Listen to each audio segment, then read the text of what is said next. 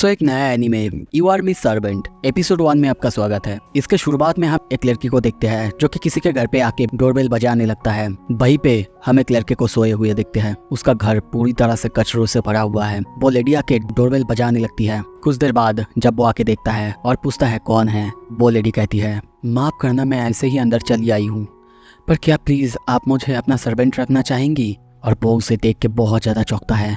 ऐसे ही एक दिन मेरे घर पे एक मेड आई काम करने के लिए। कुछ देर बाद अब हम उस लड़की को अंदर देखते हैं। वो बैठी हुई है। वो लड़का उसे ड्रिंक के लिए पूछता है, पर जब वो अंदर जाता है वो सोचने लगता है अरे मैंने इसे बिना पूछे अंदर आने दिया, शायद मुझे कोई सवाल करना चाहिए, हो सकता है ये कोई स्कैम या फिर कुछ हो। और वो पूछता है वैसे तुम यहाँ पे अगर काम करना चाहती हो इसका मतलब तुम्हारी पहले की कोई एक्सपीरियंस है ना। वो कहती है हाँ है ना, मैं एक एसासिन थी। मैं उन लोगों को मारती थी जो कि गलत काम करते थे या फिर अपने मास्टर के साथ गलत करते थे। ये सुन के वो लड़का बहुत ज़्यादा डर चुका है। वो कहता है ये मजाक था ना। वो कहती है मजाक नहीं है, ये कोई मजाक नहीं था, वैसे मेरे मास्टर ने आपकी ये घर को रेफर किया है। कुछ देर बाद वो लड़का अब कहता है वैसे तुमने कहा किसी ने मुझे रेफर किया था, क्या इसका मतलब कोई ऐसा जो कि हमारी फैमिली को जानते हैं। वो फैमिली ट्री को दिखाने लगती है, मतलब शुरू से जिस वुमन ने पैदा किया था। ये सुनकर वो लड़का कहता है नहीं, फिर तो हम दोनों स्ट्रेंजर्स हैं। अच्छा ठीक है छोड़ो ये सब। वैसे तुमने कहा कि तुम एक एसासिन हो, किस तरह की एसासिन हो तुम, कैसे काम करती हो, दिखा सकती हो। और तभी देखते हैं उन दोनों को बाहर। अब वो उसे डेमोन्स्ट्रेट करने लगती है। वो नाइफ्स को बहुत ही खतरनाक तरीके से फेंकती है और वो जाके पेड़ के एक ही जगह पे जाके स्टॉक होते हैं। ये करने के बाद जब वो पूछती है, वो लड़का बहुत ज़्यादा डर चुका था। वो इतना डर चुका था, ये देखने के बाद वो उससे कहता है आई एम सॉरी, पर मुझे लगता है कि मैं तुमको काम नहीं दे सकता क्योंकि मैं तुमको जानता भी नहीं। ये सुन के वो लड़की बिना कुछ कहे से माफ़ी मांग के बाहर से निकल जाती है। वो लड़का देखने लगता है। कुछ देर बाद हम उस लड़की को रास्ते में देखते हैं। वो बहुत सैड है और सोचती है अब मैं क्या करूं और कहाँ जाऊं मैं।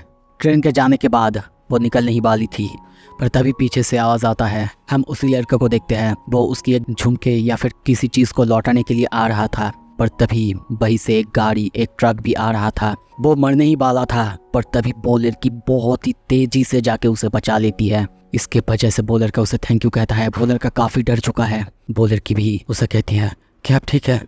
हाँ, मैं बहुत डर चुकी थी, ऐसे किसी की मैंने कभी जान नहीं बचाई है, पता नहीं मेरी दिल इतना धड़क क्यों रहा है। कुछ देर बाद वो लड़का अब उसे उसकी चीज़ लौटाता है।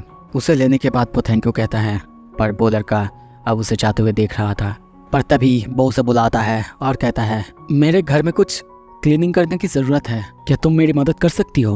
और ये सुन के वो भी खुश होती है। कुछ देर बाद हम देखते हैं उन दोनों को घर में। अब उसने अपना सारा चाकू, जितना भी हथियार उसके पास थी, वो सब बाहर निकाल चुकी है और नाइफ के बारे में बहुत कुछ बोलने लगती है। ये सुन के वो लड़का उसे रोकते हुए कहता है मुझे इन सब के बारे में नहीं जानना है, मैं बस तुमको क्लीन करने के लिए कह रहा हूँ। ये सुन के वो चाकू को हाथ में लेते हुए कहता है क्या क्लीन, ओ ऐसे नहीं, ऐसे घुमाते हुए। ये देख के वो लड़का कहता है मैं किसी को एसासिन करने के लिए नहीं कह रहा हूँ, मैं बस ये सारे जो बैग्स है मेरे यहाँ पे ये क्लीन करने के लिए कह रहा हूँ। ये देख के वो कहती है ओह, इसका मतलब उन सब में बस बॉडीज ही भरे हुए हैं, है ना। पर वो एक्सप्लेन करता है नहीं, इसमें बस कचरा भरा हुआ है। पर अभी भी उस लड़की को ज़्यादा कुछ समझ में नहीं आया था। वो लड़का कहता है मुझे बस एक हाउसकीपर चाहिए जो कि मेरी मदद कर सके। पर वो कहती है हाउसकीपर, मतलब इस बंदी को नॉर्मल लाइफ के बारे में ज़्यादा कुछ पता ही नहीं है। उसे देख के वो लड़का सोचता है इसने मेरी जान बचाई थी, लगता तो नहीं कि ये बुरा है। तभी वो कहती है ठीक है, अगर मैं आपकी इसमें मदद कर सकूं तो फिर क्या आप मुझे अपने सर्वेंट बना सकते हैं। कुछ देर बाद देखते हैं अब उसके हाथ में झाड़ू, पर उसे कुछ भी नहीं पता था इन सब को कैसे यूज़ करते हैं। वैसे भी वो बहुत ज़्यादा क्लमज़ी है। और तभी देखते हैं वो गिरने ही वाली थी, गिरते हुए अपने आप को बचा लेती है। वो सब कुछ एक्सप्लेन करती उससे पहले ही जो बाल्टी थी वो उसके सर में आके गिरता है, जिसकी वजह से वो अब उससे सॉरी कहती है। पर यहाँ पे हम देखते हैं वो लड़का आके उसकी मदद करता है और उसे टॉवल देते हुए कहता है कोई बात नहीं, मुझे लगता है कि तुम्हें इन सब के बारे में ज़्यादा कुछ नहीं पता है, पर मैं तुम्हारी मदद करूँगा, चलो एक साथ काम करते हैं। कुछ देर बाद तभी देखते हैं दोनों एक साथ मिलके पूरे घर को बहुत ज़्यादा क्लीन कर चुके थे। ये देख के वो लड़का काफ़ी खुश होता है और उसे थैंक यू भी कहता है। पर तभी जब वो टाइम की तरफ देखता है बहुत देर हो चुका है, वो अपना लंच करना भूल चुका है। और वो उससे कहता है वैसे क्या तुम्हें खाना बनाना आता है। वो फिर से चुप हो जाती है। उसे समझ में आ चुका है कि वो खाना भी नहीं बना सकती और उसे कहता है ठीक है जाओ तुम नहा लो, मैं देखता हूँ कुछ करा जा सकता है कि नहीं। हम देखते हैं जब वो लड़की नहाने जाती है वो बस उसके बारे में ही सोचती है, कैसे उसने उसे थैंक यू कहा था, और शर्मा के पानी के अंदर जाने लगती है। बाहर देखते हैं वो लड़का अब बहुत शर्मा रहा है, और अब यहाँ पे पहली बार हमें उसका नाम पता चलता है। उसका नाम है हितवाशी, और वो एक हाई स्कूल में पढ़ने वाला लड़का है। और वो बहुत ज़्यादा नर्वस है क्योंकि आज उसके घर में पहली बार कोई आया है, और जो कि एक लेडी है, और वो भी अब नहा रही है, बात कर रही है, और उसके बारे में सोच सोच के उसका मुंह पूरी तरह से लाल हो चुका है। पर वो और कुछ सोचता उससे पहले ही हम देखते हैं वहाँ पे वो मेड आ जाती है, उससे शुक्रिया कहती है। कुछ देर बाद हम अब देखते हैं उसके हाथ में कैबेज। हितोशी कहता है, क्या तुम कर पाओगी ना? वो कहती है, हाँ बिल्कुल, इसमें मैं माहिर हूँ। और तभी वो उस कैबेज को फेंकती है और बहुत खतरनाक तरीके से स्लैश करने लगती है। कुछ ही देर बाद वो कैबेज पूरी तरह से कट चुका था। ये देख के हितोशी डरते हुए उसे थैंक यू कहता है। और तभी देखते हैं वो एक खाने के बारे में कहता है कि ये खाना बहुत अच्छा है तो उसका, और उससे पूछता है, क्या तुमने कभी इसे खाया है? वो कहती है, नहीं, कभी नहीं। मुझे कभी भी खाने के बारे में, टेस्ट के बारे में कोई परवाह नहीं था। जो मिलता था वही मैं खा लेती थी। ये सुन के वो उस खाने के बारे में जो वो बनाने वाला है उसके बारे में बहुत कुछ एक्सप्लेन करता है, कैसे ये 60 साल पहले से शुरू हुआ था और कैसे सेलिब्रिटीज़ भी थे इसे खाते हैं, कैसे ये कितना ज़्यादा महंगा है। पर ये सुन के वो कहती है, ओह अच्छा। कुछ देर बाद हम देखते हैं वो दोनों के लिए खाना सर्व करता है। फिर बातों बातों में कहता है, वैसे मुझे तो तुम्हारा नाम ही नहीं पता, तुम्हारा नाम क्या है? ये सुन के वो कहती है, क्या मेरा नाम? अब तक तो मुझे पता नहीं है मेरा नाम क्या है, क्योंकि जो लोग मुझे काम देते थे वो अपने हिसाब से मुझे कोई भी नाम दे देते थे। ये सुन के वो कहता है, ठीक है, अगर ऐसी बात है मैं तुम्हें बुलाऊंगा मिस सर्वेंट, यही ठीक रहेगा।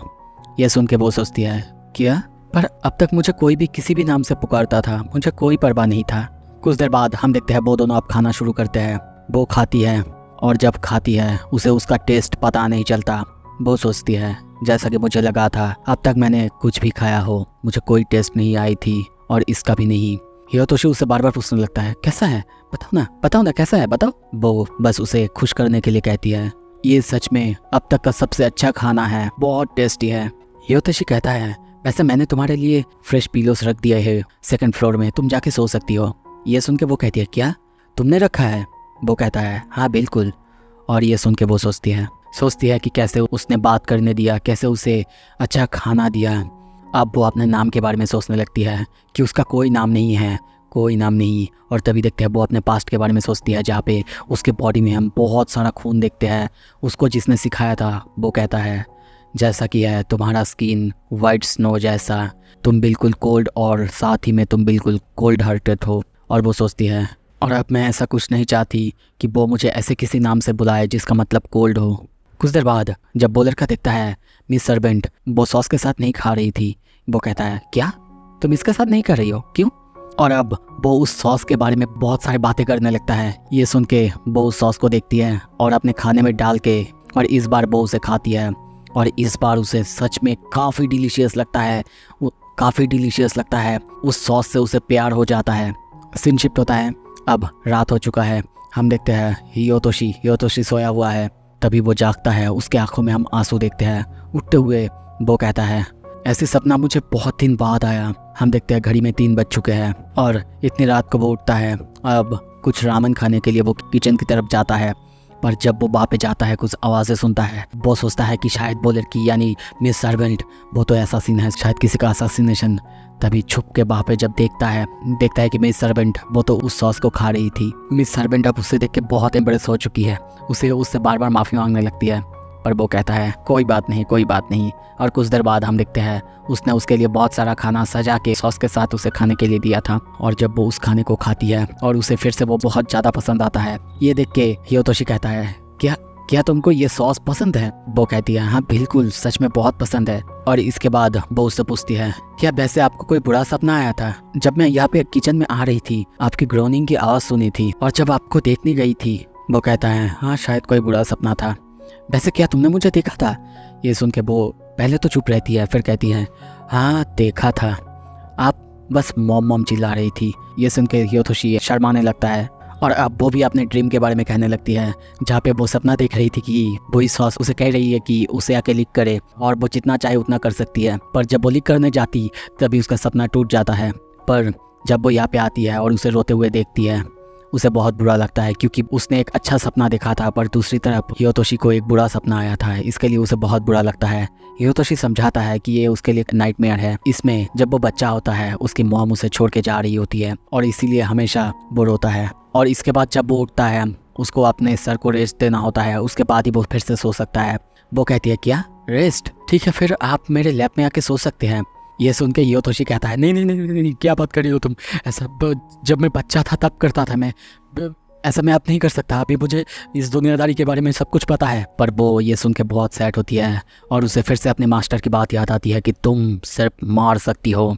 वो वहीं पे स्टैचू हो जाती है, जैसे कि अंदर ही अंदर वो टूटने लगती है। वो और कुछ सोचती है उससे पहले ही हम देखते हैं हियोतोशी उसके लैब में आके सो जाता है। इससे वो फिर से नॉर्मल लाइफ में आ जाती है। हियोतोशी को कहता है अब आपको अच्छा लग रहा है ना? वो कहता है हाँ बिल्कुल। और हियोतोशी हमें बताता है और ऐसे ही एक मेट को अपना एक फैमिली मिल गई। सो ये एपिसोड यहाँ पे ख़त्म होता है। आई थिंक ये बहुत अच्छा एक लव स्टोरी होने वाला है। आपको कैसा लगा मुझे बताइए। देखने के लिए thank you so much. Next episode के लिए स्टे ट्यून्ड।